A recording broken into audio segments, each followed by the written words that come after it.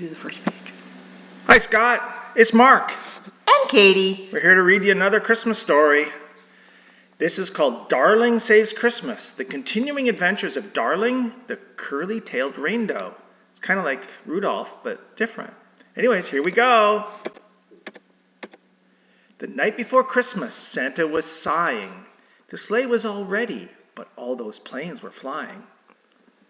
He knew that the reindeer would guide them just fine, but how would the planes see them with only darkness behind? As Santa was worrying about that detail, little Darling pranced up with a pail on her tail. As she passed by, her pail caught the light. The reindeer all saw it and said with delight, The pail could do it. It could help the planes know that our sleigh full of toys was passing below. Then Santa smiled.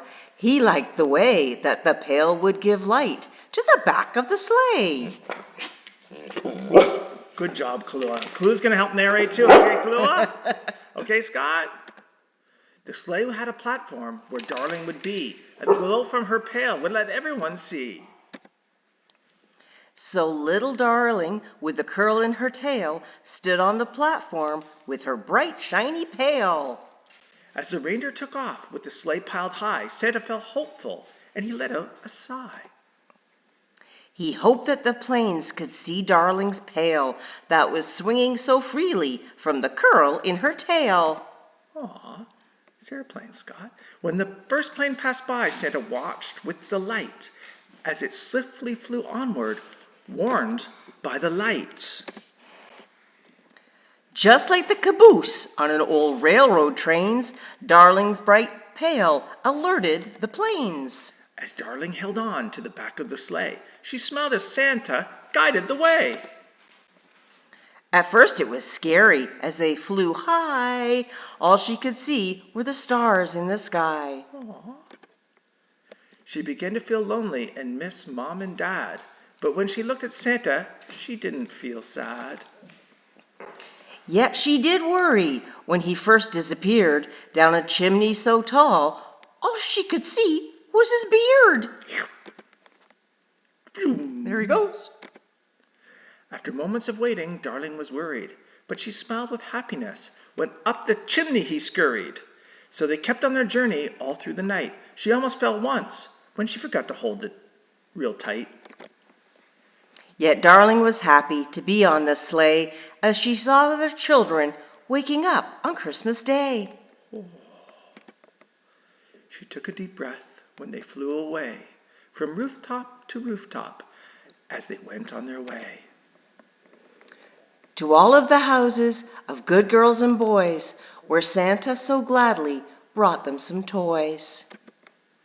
Sometimes she noticed that children were peeking from under their covers, though no one was speaking. The houses were quiet as Santa would come down their chimneys with toys that promised them fun. The night was a long one, and Darling grew weary as her young eyes began to get bleary.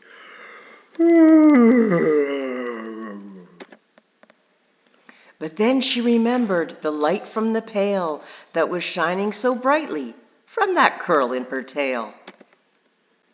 Without the bright light, the planes might not see the sleigh and the reindeer, or even Santa, you see.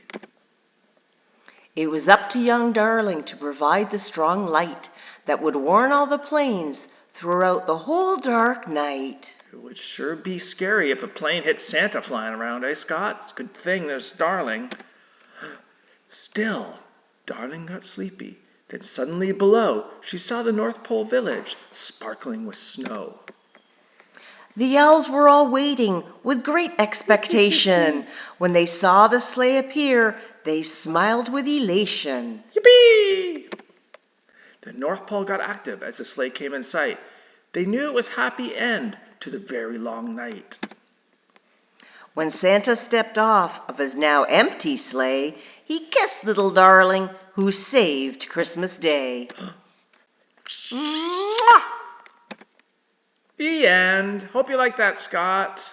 Merry Christmas. Merry Christmas, Scott. We'll see you soon. See you soon.